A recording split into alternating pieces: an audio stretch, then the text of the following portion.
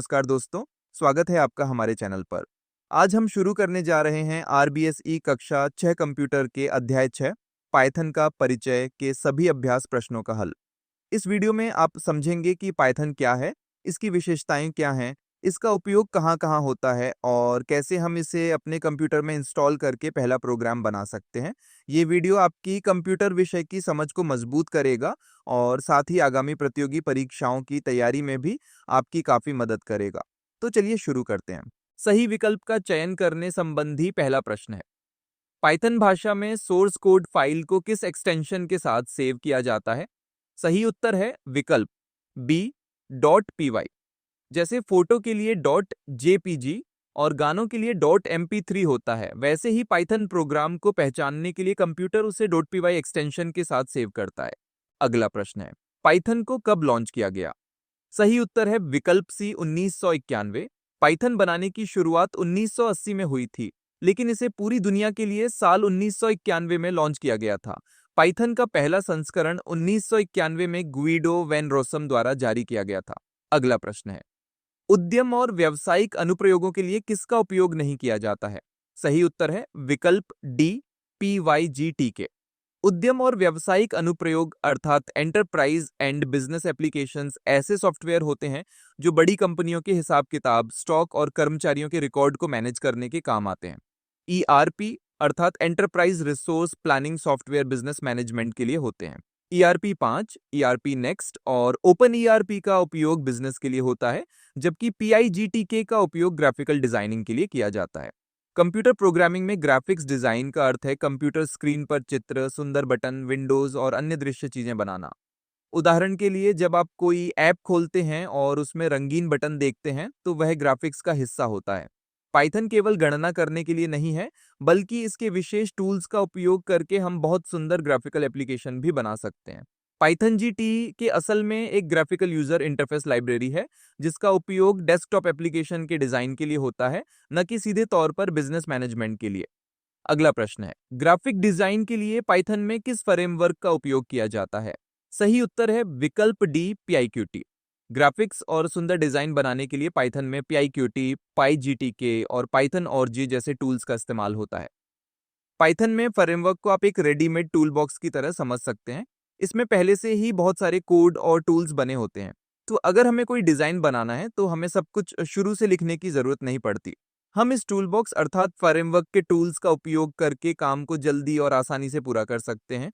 PYQT और PIGTK जैसे framework का उपयोग करके हम कंप्यूटर सॉफ्टवेयर के लिए इंटरफेस, जैसे दिखने वाले बटन और मेनू तैयार करते हैं।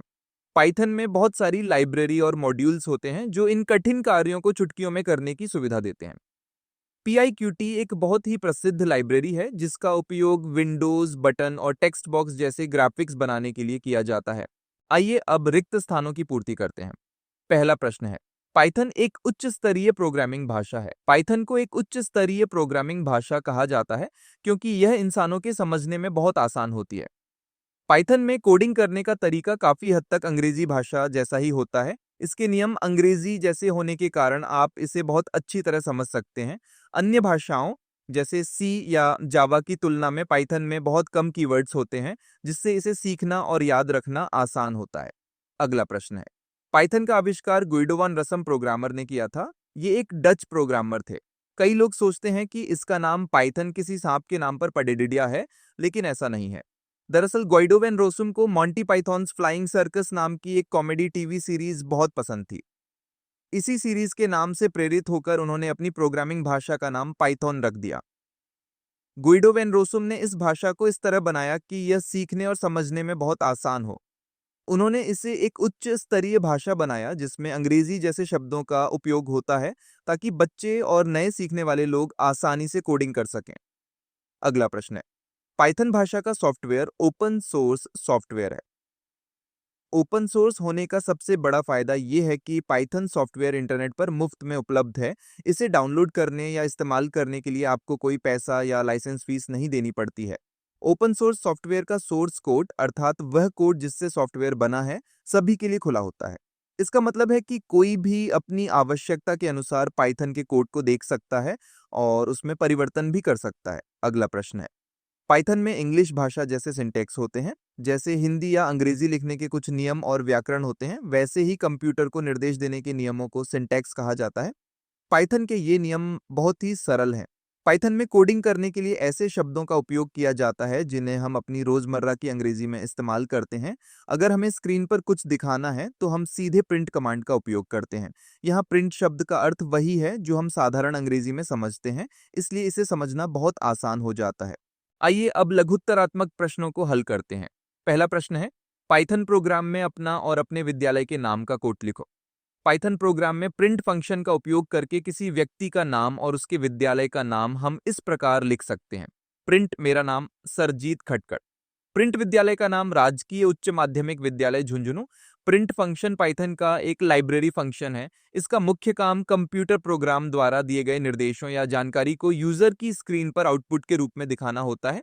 नियमों के अनुसार आप स्क्रीन पर जो भी शब्द या वाक्य दिखाना चाहते हैं उसे हमेशा डबल कोटेशन मार्क्स के अंदर लिखना जरूरी है।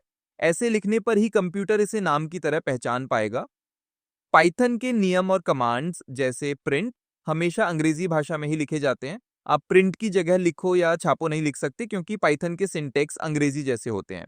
लेकिन प्रिंट फंक्शन के अंदर कोटेशन मार्क्स के बीच जो जानकारी आप लिखते हैं उसे आप हिंदी में लिख सकते हैं। कंप्यूटर उसे वैसा का वैसा ही स्क्रीन पर दिखा देगा। अगला प्रश्न है, पाइथन प्रोग्राम में I am proud Indian screen पर प्रदर्शित करने हेतु कोड लिखो। पाइथन प्रोग्राम में I am proud Indian screen पर प्रदर्शित करने का कोड ये है, print I am proud Indian. इस कोड में उपयोग किया गया प्रिंट एक लाइब्रेरी फंक्शन है। इसका मुख्य कार्य यूजर की कंप्यूटर स्क्रीन पर आउटपुट जानकारी दिखाना होता है। कंप्यूटर को यह बताने के लिए कि हमें स्क्रीन पर क्या दिखाना है, हमें उस जानकारी को हमेशा डबल कोटेशन मार्क्स के बीच में लिखना पड़ता है। इसीलिए हमने आई एम प्राउड इंडियन को इन चिन्हों के अंदर लिखा है। आइए अब अध्याय के अंतिम 3 प्रश्नों को विस्तार से हल करते हैं। पहला प्रश्न है, पाइथन प्रोग्रामिंग की कोई 5 विशेषताएं लिखिए। पाइथन की 5 मुख्य विशेषताएं निम्नलिखित हैं। 1. सीखने में आसान। पाइथन को सी, सी प्लस प्लस और जावा जैसी अन्य प्रोग्रामिंग भाषाओं के समान माना जाता है, लेकिन यह उनसे बहुत सरल है। इसमें कीवर्ड्स बहुत कम होते हैं, जिसके कारण छोटे बच्चे और नए सीखने वाले लोग इसे बहुत जल्दी और आसानी से सीख सकते हैं। 2. पढ़ने और समझने में आसान। पाइथन का सिंटैक्स काफी हद तक अंग्रेजी भाषा जैसा होता है, इसलिए इसे पढ़ना किसी कहानी की किताब पढ़ने जैसा सरल लगता है। इसका प्रोग्राम बहुत साफ सुथरा और कॉम्प्लेक्स नहीं होता, जिससे इसे समझना बहुत आसान हो जाता है। 3. गतिशील या पोर्टेबल। इसका मतलब है कि अगर आपने कोई पाइथन प्रोग्राम अपने विंडोज कंप्यूटर पर बनाया है, तो आप उसे बिना किसी बदलाव के दूसरे कंप्यूटर या ऑपरेटिंग सिस्टम जैसे मैक या लिनक्स पर ले जाकर चला सकते हैं। इसे प्लेटफॉर्म इंडिपेंडेंट भी कहा जाता है। 4. निशुल्क और ओपन सोर्स। पाइथन सॉफ्टवेयर को डाउनलोड करने के लिए आपको कोई पैसा नहीं देना पड़ता। यह इंटरनेट पर पूरी तरह मुफ्त उपलब्ध है। साथ ही यह ओपन सोर्स है, जिसका अर्थ है कि कोई भी इसके कोड को अपनी जरूरत के अनुसार देख और बदल सकता है। 5. बड़ी संख्या में लाइब्रेरी। पाइथन में पहले से बने हुए बहुत सारे प्रोग्राम और टूल्स का संग्रह होता है, जिन्हें लाइब्रेरी कहते हैं। जैसे वैज्ञानिक कार्यों के लिए साइपाई और गणितीय गणनाओं के लिए न्यूमापी जैसी लाइब्रेरी उपलब्ध है। इनकी मदद से जटिल और कठिन काम भी बहुत आसानी से और कम समय में पूरे किए जा सकते हैं। अगला प्रश्न है, पाइथन प्रोग्रामिंग के कोई 5 अनुप्रयोग लिखिए। पाइथन प्रोग्रामिंग के 5 प्रमुख अनुप्रयोग इस प्रकार हैं। 1. वैज्ञानिक और कंप्यूटेशनल अनुप्रयोग। पाइथन का उपयोग विज्ञान और गणित के कठिन कार्यों को हल करने के लिए किया जाता है। इसके लिए पाइथन में विशेष लाइब्रेरी होती है, जैसे वैज्ञानिक गणनाओं के लिए साइपाई और मैथ्स के लिए न्यूमापी। ये वैज्ञानिकों को जटिल रिसर्च में मदद करती है। 2. Web application. आजकल हम जो वेबसाइट्स देखते हैं उनमें से कई पाइथन की मदद से बनाई जाती हैं। इसे आसान बनाने के लिए पाइथन में जेंगो और फ्लास्क जैसे फ्रेमवर्क का उपयोग किया जाता है, जो वेबसाइट की सामग्री को अच्छी तरह मैनेज करते हैं। 3. Gaming application. पाइथन का उपयोग उच्च स्तरीय 3D गेम विकसित करने के लिए भी किया जाता है। गेम बनाने के लिए इसमें सोया 3D और पांडा 3D जैसे विशेष टूल्स उपलब्ध हैं, जो गेमिंग को और भी मजेदार बनाते हैं। 4. उद्यम और व्यावसायिक अनुप्रयोग। बड़ी कंपनियां अपने व्यापार और कामकाज को संभालने के लिए पाइथन का उपयोग करती हैं। यूट्यूब, याहू और रेडिट जैसी प्रसिद्ध वेबसाइट्स और एप्स भी पाइथन का उपयोग करते हैं। बिजनेस के लिए ERP 5 और ERP नेक्स्ट जैसे सॉफ्टवेयर इसी भाषा में बनाए गए हैं। 5. ग्राफिकल अनुप्रयोग। कंप्यूटर पर दिखने वाले सुंदर डिजाइन और ग्राफिक्स बनाने के लिए भी पाइथन बहुत उपयोगी है। ग्राफिक्स डिजाइन के लिए इसमें PIQT और PIGT के जैसे फ्रेमवर्क का उपयोग किया जाता है, जिनसे सॉफ्टवेयर का इंटरफेस तैयार किया जाता है। अगला प्रश्न है, प्रोग्राम के द्वारा पाइथन संस्करण कैसे जान सकते हैं? प्रोग्राम के द्वारा पाइथन वर्जन जानने की प्रक्रिया बहुत ही सरल है। पाइथन में प्रोग्रामिंग शुरू करने से पहले हमें यह जांच लेना चाहिए कि हमारे कंप्यूटर में पाइथन कंपाइलर सही ढंग से इंस्टॉल हुआ है या नहीं। इसके संस्करण की जानकारी प्राप्त करने के लिए निम्न चरणों का पालन करें। कमांड लाइन खोलें। सबसे पहले अपने कंप्यूटर में कमांड लाइन cmd.exe को रन करें। कमांड टाइप करें। खुली हुई cmd विंडो पर पाइथन डैश डैश वर्जन लिखकर एंटर एंटर दबाएं। आउटपुट देखें। इसके बाद स्क्रीन पर आपको पाइथन का वर्जन दिखाई देगा। ये आउटपुट दर्शाता है कि आपके सिस्टम पर पाइथन का कौन सा संस्करण इंस्टॉल है। तो दोस्तों, आज हमने अध्याय 6 पाइथन का परिचय के सभी महत्वपूर्ण प्रश्नों को स्टेप बाय स्टेप हल किया। उम्मीद है कि अब आपको इस चैप्टर के सारे प्रश्न अच्छे से समझ आ गए होंगे और आपकी तैयारी और भी मजबूत हो गई होगी। अगर वीडियो पसंद आया हो तो इसे लाइक ज़रूर करें, अपने दोस्तों के साथ शेयर करें और ऐसे ही सभी चैप्टर्स के कंप्लीट क्वेश्चन सॉल्यूशंस के लिए चैनल को सब्सक्राइब करना बिल्कुल ना भूलें। अगर आपको किसी भी प्रश्न में कोई डाउट है तो नीचे कमेंट करके ज़रूर पूछें, हम आपकी पूरी मदद करेंगे। मिलते हैं अगली वीडियो में एक नए चैप्टर के साथ। तब तक के लिए कीप लर्निंग, कीप ग्रोइंग। धन्यवाद।